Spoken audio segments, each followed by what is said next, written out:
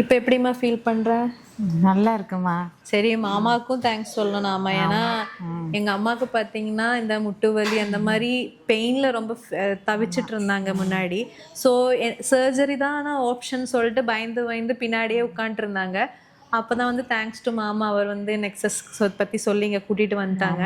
So simplest வேல இந்த pain relieve பண்றது வந்து பெரிய ஒரு விஷயம். அதனால எங்க அம்மாவும் ஹாப்பி, நானும் ஹாப்பி, அதான் எல்லாருமே ஹாப்பி.